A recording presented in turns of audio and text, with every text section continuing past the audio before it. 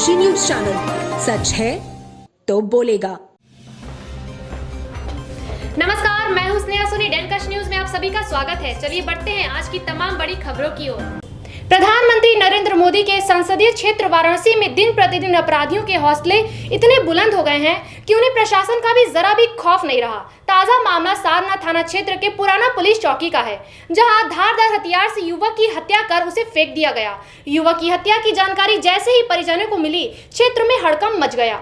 सूचना पर पहुंची पुलिस ने शव को कब्जे में लिया और पोस्टमार्टम के लिए भेज दिया। इसके बाद आक्रोशित परिजनों ने पुराना पुलिस चौकी का घेराव कर जबरदस्त विरोध प्रदर्शन करते हुए हंगामा किया।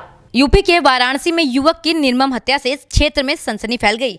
हमलावरों ने धारदार हथियार से गला काटकर युवक के शव को सड़क के किनारे फेंक दिया था। मंगलवार सुबह सड़क किनारे शव को देख लोगों ने इसकी सूचना पुलिस को दी। सूचना पर पहुंची पुलिस ने शव को कब्जे में लेकर के पोस्टमार्टम के लिए भेज दिया। ये सनसनीखेज वारदात शहर के सारनाथ थाना क्षेत्र के पुराना पुल इलाके की है। वारदात के बाद स्थानीय लोगों ने हमलावरों की गिरफ्तारी की मांग को लेकर के पुराना पुल पुलिस चौकी के सामने चक्का जाम किया और धरने पर बैठ गए। स्थानीय लोगों के धरने के बाद पुलिस ने किसी तरह लोगों को समझा बुझाकर शांत कराया और कहा कि पुलिस जल्द ही हमलावरों की गिरफ्तारी भी कर लेगी। इस दौरान सवाल तो ये उठ रहा है कि जो ये घटना हुई है ये पुलिस थाने के आसपास की है, तो क्या पुलिस को इतनी बड़ी घटना की जानकारी नहीं हुई? और इतनी बड़ी घटना हो जाने के बाद इतनी देर तक पुलिस शांत कैसे रही? सर, क्या मामला है, किस लिए यहाँ पे चौकी का घेराव किया गया है? जी हाँ, सुबह सूचना मिली गई थी कि पुराना पुल चौकी के कुछ पीछे एक बॉडी मिली है, जिसको देख के लगा कि उसका गला रेता गया है। उसकी शिनाख्त धनंजय राय के नाम से हुई है, जो खालिसपुर के रहने वाले हैं। और पुलिस लगी है इसका अनावरण करने के लिए, पूरी तत्पर है और मुझे लगता है कि आपको जल्दी ही इस पर रिजल्ट देंगे। सर, चौकी के पीछे मर्डर होता है, जो नाइट में जो ड्यूटी पीरियड में थे, क्या कहना चाहेंगे इस पर कि किस तरह से पुलिस प्रशासन अपना कार्य कर रही है? उस पर भी जाँच बैठाई जाएगी, किस टाइम हुआ। अगर किसी भी तरह की लापरवाही पाई जाती है पुलिस विभाग से तो उसमें भी कार्रवाई होगी। लापरवाही तो हुई, बहुत दूर तो मर्डर हुआ नहीं है। सोनी नाम। क्या मामला है पूरा, किस लिए आप लोग यहाँ पे? मार के फेंक गईलन, ऐसे हमने धरना यहाँ देले मट्टी चाहिए हमने के पुलिस वाले कौनो सुनवाई ना करत हैं। धर्म और आध्यात्म की नगरी कही जाने वाली काशी में महाशिवरात्रि पर्व को लेकर तैयारियां जोरों शोरों से शुरू हो चुकी हैं।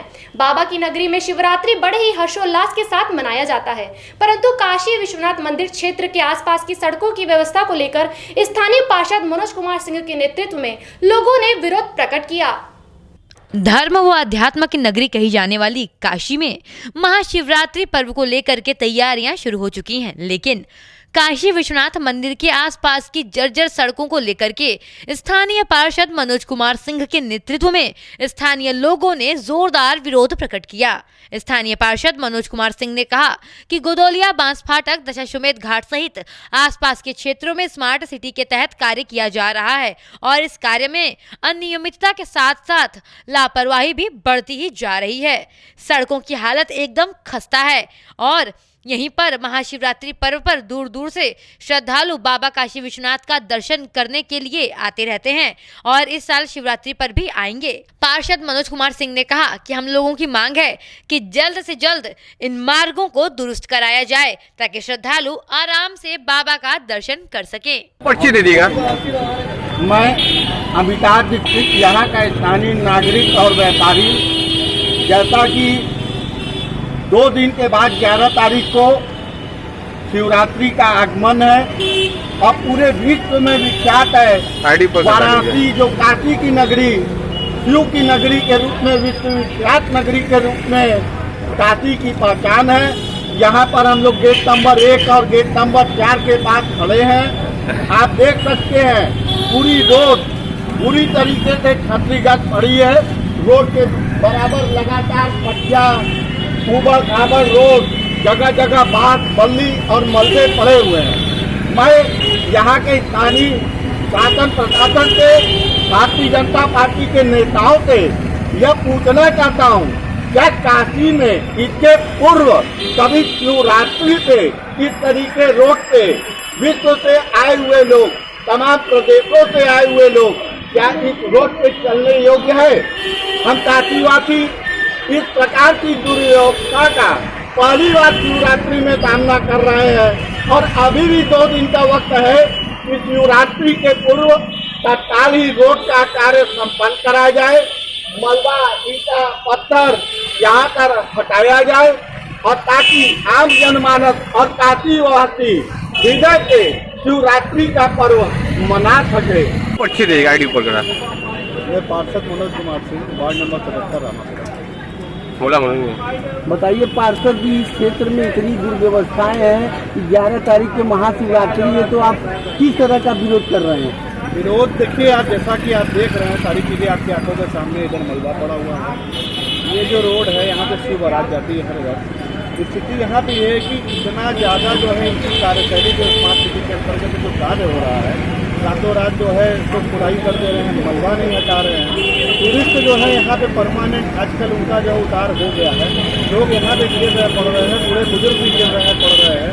शासन प्रशासन से कहा जा रहा है तो काम में तेजी नहीं ला रहा है और इसकी वजह से बहुत ही दिक्कतों का। देश के प्रधानमंत्री और वाराणसी के सांसद नरेंद्र मोदी द्वारा भाजपा कार्यकर्ताओं को ये निर्देश दिया गया कि उत्तर प्रदेश में कोविड सेंटरों पर जहां वैक्सीनेशन की जा रही है, वहां पर भाजपा के कार्यकर्ता कैंप लगाकर वैक्सीन लगवाने वालों को सेवा प्रदान करें।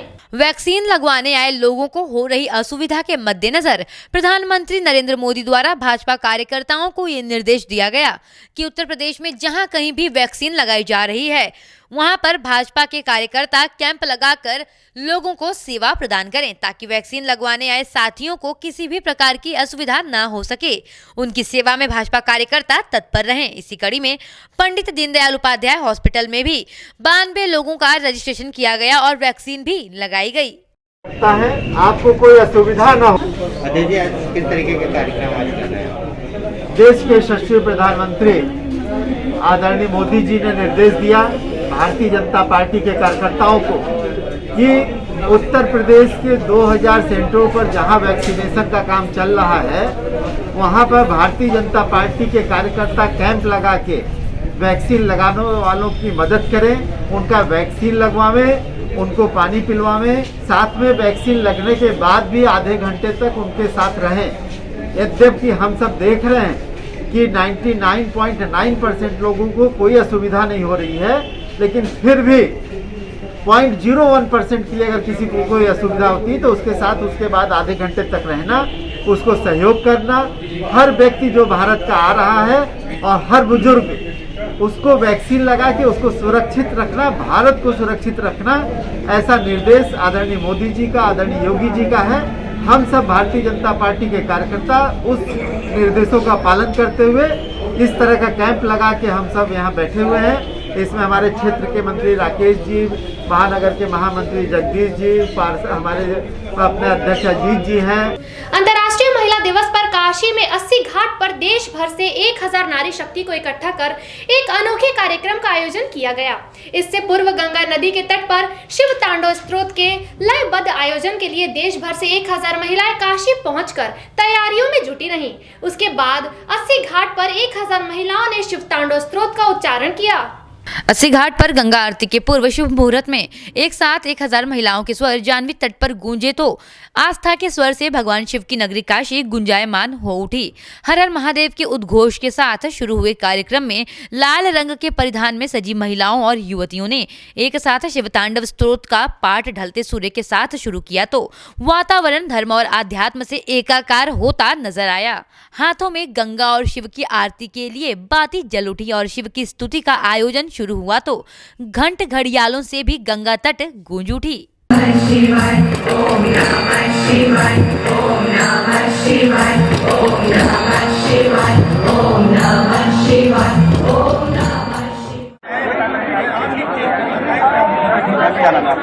मेरा नाम अर्चना मिश्रा है और मैं इसमें पार्टिसिपेट किया है, मैंने प्रतिभागी हूँ इस कार्यक्रम में। किस तरह का ये कार्यक्रम रहा और क्यों रखा गया? ये कार्यक्रम जो है रूपरेखा जब रखी गई थी तब ये नहीं मालूम था इतना बड़ा होने वाला है और इसमें मैं उस जगह मौजूद थी। तब ये था कि 108 महिलाएं ये इस कार्यक्रम में शिवतांडव में भाग लेंगी, लेकिन आज 1008 महिलाओं ने पार्टिसिपेट किया और आपने देखा कुछ महिलाएं जो नहीं आ पाई देश के कोने कोने से, वो वेबिनार के थ्रू यहाँ पर जुड़ी करीब 200 महिलाएं।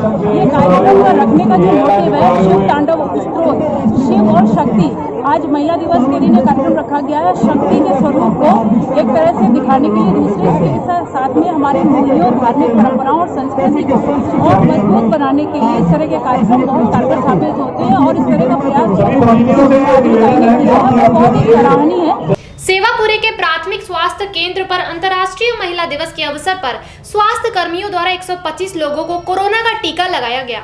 वहीं टीकाकरण के लिए स्वास्थ्य केंद्र पर एक सेक्शन बनाया गया था, जहां एएनएम आकांक्षा कुमारी व अनुराधा यादव द्वारा लोगों का वैक्सीनेशन किया गया।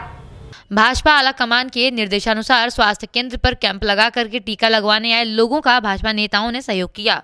वहीं भाजपा पंचायत चुनाव प्रभारी देवेंद्र प्रताप सिंह ने पहुंच करके कार्यक्रम का शुभारंभ कराने के बाद टीका लगवा चुके लोगों का हालचाल भी जाना। वहीं सेवापुरी चिकित्सा प्रभारी यतीश पाठक ने बताया कि सेवापुरी स्वास्थ्य केंद्र पर 125 लोगों को टीका लगाया गया, जबकि 200 लोगों को टीका लगाने का लक्ष्य रखा गया था। टीकाकरण के बाद सभी लोगों को ऑब्जर्वेशन कक्ष में आधे घंटे के लिए चिकित्सकों की निगरानी में रखने के बाद सभी को घर जाने दिया जा रहा था। इस अवसर पर भाजपा जिला महामंत्री प्रवीण सिंह गौतम, अरविंद पटेल, उपेंद्र प्रताप सिंह, सेवापुरी मंडल अध्यक्ष यतीश तिवारी, तूफानी सिंह समेत भाजपा के कई पदाधिकारी व कार्यकर्ता उपस्थित रहे। किस तरह का कैंप लगाया, किस कैंप में क्या चल रहा है?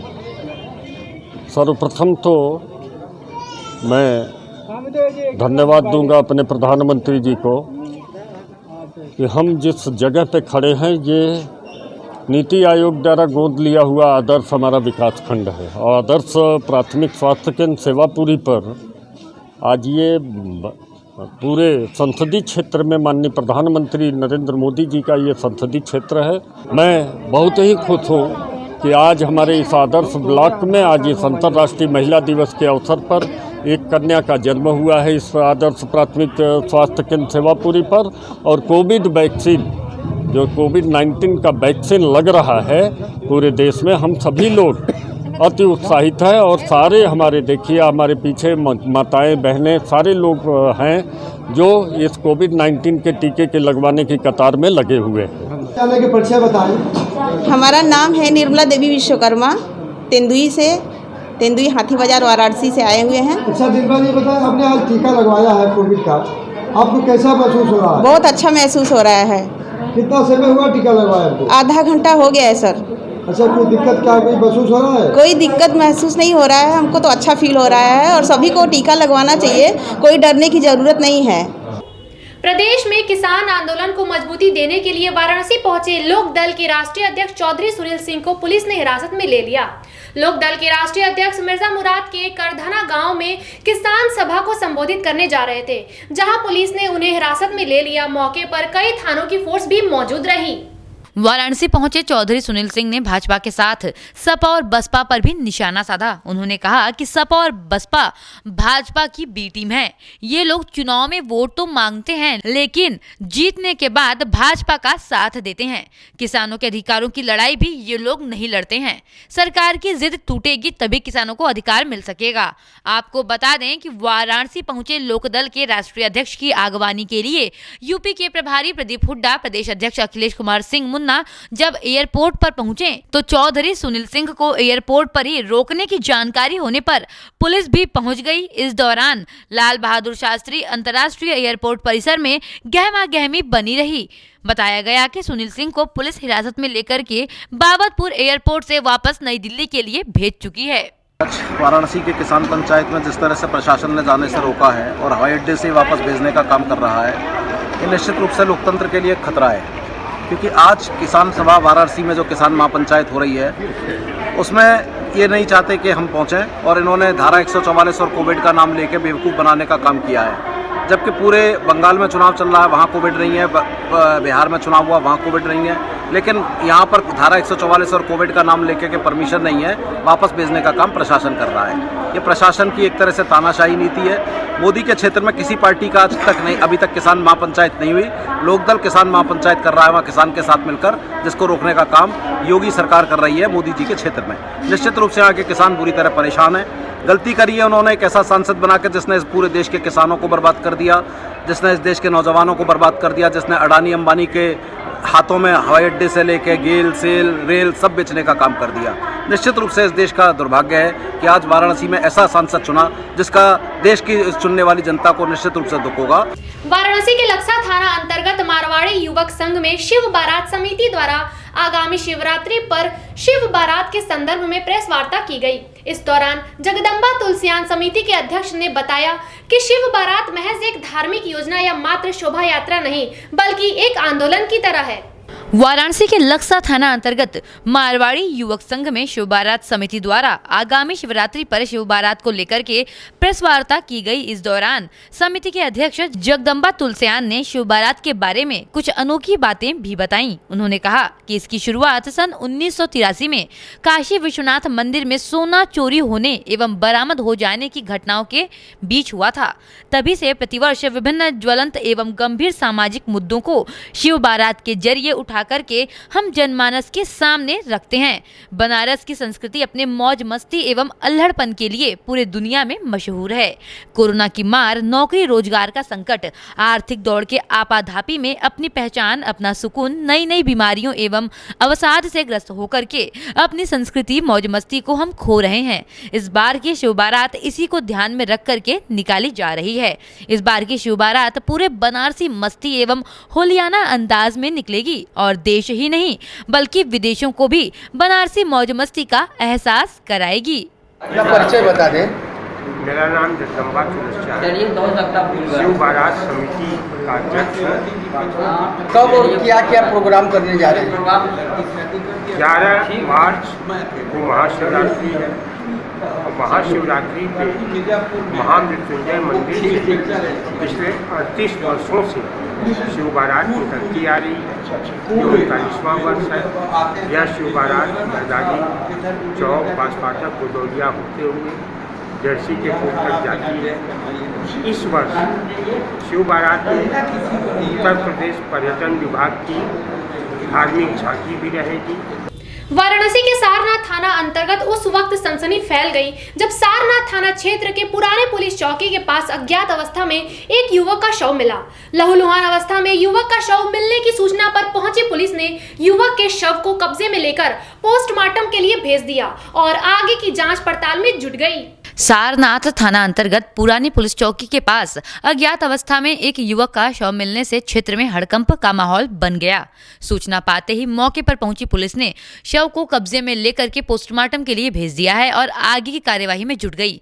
पुलिस के अनुसार मृतक युवक की पहचान 36 वर्षीय धनंजय राय, जो कि खालिसपुर का निवासी है, उसके रूप में की गई है। पुलिस ने बताया कि प्रथम दृष्टया धारदार हथियार से हमला कर युवक की हत्या करने का मामला सामने आ रहा है। मौके पर पहुंची पुलिस टीम आसपास के लोगों से जानकारी इकट्ठा कर रही थी और सीसीटीवी फुटेज भी खंगाल रही थी। वहीं मौके पर पहुंची फॉरेंसिक टीम भी जांच पड़ताल कर रही है और पूरे प्रकरण को खंगालने में लग चुकी है। वहीं क्षेत्रीय लोगों ने बताया कि तड़के सुबह जब कुछ लड़के नमाज पढ़ने के लिए जा रहे थे तभी उन्होंने देखा कि सड़क के किनारे एक व्यक्ति लहूलुहान अवस्था में पड़ा हुआ है, जिसकी सूचना पुलिस को दी गई। पुलिस ने आकर के जब शव को देखा तो धारदार हथियार से शव के ऊपर हमला किया गया था। हाँ सर, क्या मामला यहाँ पे सर? यहाँ पे आज सुबह स्थानीय पुलिस को सूचना मिली कि यहाँ पे एक डेड बॉडी पड़ी हुई है। उसकी शिनाख्त की गई, उसके पॉकेट का आधार कार्ड, उसके ID कार्ड निकले तो ये धनंजय राय, होटल पंचम राय, कपिल धारा के रहने वाले हैं। उनकी डेड बॉडी यहाँ मिली थी। जब बॉडी पास से देखी गई तो ऐसा लग रहा है कि गले रेस कर उनकी हत्या की गई। अभी पुलिस मृत्यु का कारण ढूंढ रही है कि शरीर की मृत्यु करी गई है, किसी हत्या की गई है और आगे की अपडेट होते काफी। सर, चौकी पे आए दिन लापरवाही होती है, ये मारपीट की हमेशा आती है, मगर चौकी पे कोई सुनवाई नहीं होती। जब कोई मर्डर होती है तब सुनवाई होती है। जी, आप अगर मुझे स्पेसिफिक इंसिडेंट बताएंगे कब ऐसा हुआ है कि मारपीट से सुनवाई नहीं हुई तो मैं फिर ज़्यादा अच्छी तरह से उसको जाँच करके कुछ एक्शन ले पाऊँगा। ये मामला क्या लगता है आपको? अभी मामले की तस्दीक चल रही है। जैसे कि बताया जा रहा है कि लाइसेंसिंग करा के लोन कराते थे, फाइनेंस कराते थे, तो हो सकता है किसी ने पैसे की मांग से या लेन देन की एक कारण हो सकता है, लेकिन और भी एंगल्स हैं जिससे पुलिस काम करेगी। वाराणसी के कोतवाली थाना अंतर्गत मैदागन स्थित पराडकर स्मृति भवन में मां वैष्णो महिला सेवा संस्थान ने अंतर्राष्ट्रीय महिला दिवस पर महिलाओं के सम्मान में एक कार्यक्रम का आयोजन किया। इसी कड़ी में संस्था की तरफ से इस बार विधवा सम्मान समारोह का आयोजन किया गया, जिसमें 11 विधवाओं को साड़ी और मोमेंटो देकर सम्मानित किया गया। मां वैष्णो महिला सेवा संस्थान की राष्ट्रीय अध्यक्ष रश्मि अग्रवाल ने बताया कि हर वर्ष की भांति इस वर्ष भी संस्था की तरफ से महिलाओं के सम्मान में एक कार्यक्रम का आयोजन किया गया है और उन महिलाओं को सम्मानित किया गया है जिनके अंदर प्रतिभा तो है पर उनको पहचान अब तक नहीं मिली है। हमारा उद्देश्य महिलाओं को समाज से रूबरू कराना है। इसी कड़ी में संस्था की तरफ से इस बार विधवा सम्मान समारोह का आयोजन किया गया था, जिसमें 11 विधवाओं को साड़ी और मोमेंटो देकर सम्मानित किया गया और समाज को एक संदेश दिया गया कि इनको भी जीने का उतना ही अधिकार है जितना समाज के अन्य लोगों को है। इसके साथ ही पुनर्विवाह पर एक संगोष्ठी का आयोजन किया गया था, जिसमें पुनर्विवाह क्यों जरूरी है इस पर महिलाओं की राय जानी गई। दक्षिण भारत के बहुत ही प्रसिद्ध अजंता मंदिर के पुजारी श्री चंद्रकांत लंबोदरी जी, परिचय बताइए। मैं डॉक्टर रचना अग्रवाल, मैं बेटी बचाओ बेटी पढ़ाओ अभियान की उत्तर प्रदेश की अध्यक्ष हूँ। क्या संदेश देना चाहती हैं महिला दिवस पे? आज ये माँ वैष्णो देवी महिला संस्थान की ओर से महिला दिवस पर नारी सशक्तिकरण का बहुत अच्छा कार्यक्रम किया गया है, जिसका पूरा श्रेय इसकी जो राष्ट्रीय अध्यक्ष हैं रश्मि अग्रवाल जी और राष्ट्रीय सचिव श्री कृष्णा पांडे जी को जाता है। और मुख्य बात यह है कि आज जिस विषय को इन लोगों ने उठाया है बहुत अच्छा विषय है, और वो ये है कि जो विधवाएं हैं उनके पुनर्विवाह की जो योजना है, उसका जो प्रयास है वो समाज के लोग मिल के करें, जिससे वो फिर से अपना जीवन नए सिरे से जी सकें और वो उनका भी जीवन वो भी मुख्य धारा से मिल के करें। वाराणसी के काशी हिंदू विश्वविद्यालय के सिंहद्वार पर युवा और राष्ट्रीय घरेलू कामगार संगठन के संयुक्त तत्वाधान में अंतर्राष्ट्रीय महिला दिवस के अवसर पर काशी हिंदू विश्वविद्यालय के सिंहद्वार से रविंद्रपुरी अंबेडकर प्रतिमा तक अधिकार मार्च निकाला गया। अंतर्राष्ट्रीय महिला दिवस के अवसर पर महिला दिवस की विरासत को याद करते हुए महिला संगठन युवा और राष्ट्रीय घरेलू कामगार संगठन ने ये मार्च काशी हिंदू विश्वविद्यालय के सिंहद्वार से रविंद्रपुरी अंबेडकर प्रतिमा तक निकाला। इस अवसर पर अखिल भारतीय प्रगतिशील महिला एसोसिएशन की कुसुम वर्मा ने बताया कि निकाले गए मार्च में उपस्थित महिलाओं और नागरिकों ने आज के दौर में संविधान की आवश्यकता और बेहतर समाज निर्माण में अंबेडकर के विचारों को याद करते हुए उनकी प्रतिमा पर माल्यार्पण भी किया। मैं एप्पा की राज्य सचिव हूँ, मेरा नाम कुसुम वर्मा है। आज किस प्रकार का और कहाँ पे कार्यक्रम किया जा रहा है? ये अंतर्राष्ट्रीय महिला दिवस की विरासत को याद करते हुए आज हम सब यहाँ पर इकट्ठा हुए हैं और ये अधिकार मार्च निकाला जा रहा है। आज पूरे देश में ये किसान आंदोलन को समर्थित करते हुए 8 मार्च निकाला जा रहा है और इस मार्च की अगुवाई बनारस में श्रमिक महिलाएं कर रही हैं, क्योंकि आज से 110 साल पहले वो श्रमिक महिलाएं ही थीं जिन्होंने महिलाओं के अधिकारों और संघर्षों को आगे बढ़ाया था और लंबी जीतें हासिल की थी। तो उसी को याद करते हुए आज अंतर्राष्ट्रीय महिला दिवस पर हम ये अधिकार मार्च BHU गेट से अंबेडकर की प्रतिमा तक निकाल रहे हैं।